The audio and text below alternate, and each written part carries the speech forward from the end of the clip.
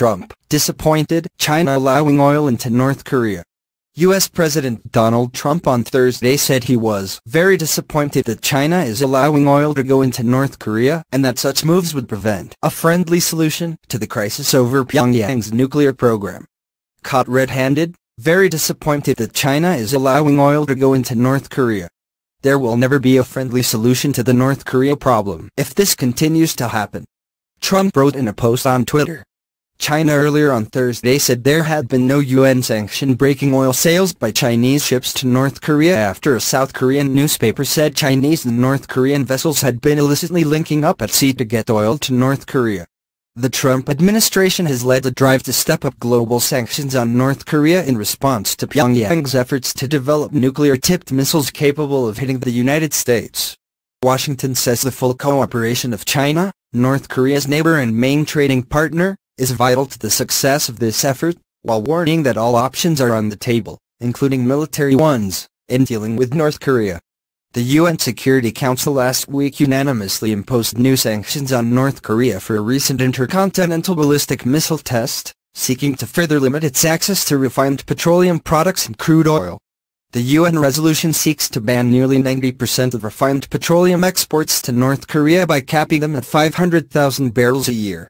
The U.S. drafted resolution also caps crude oil supplies to North Korea at 4 million barrels a year and commits the Council to further reductions if North Korea were to conduct another nuclear test or launch another ICBM.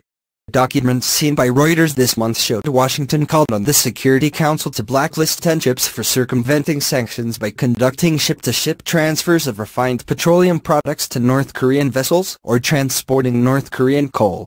China and Russia subsequently asked for more time to consider the proposal. In September, the Security Council put a cap of 2 million barrels a year on refined petroleum products exports to North Korea.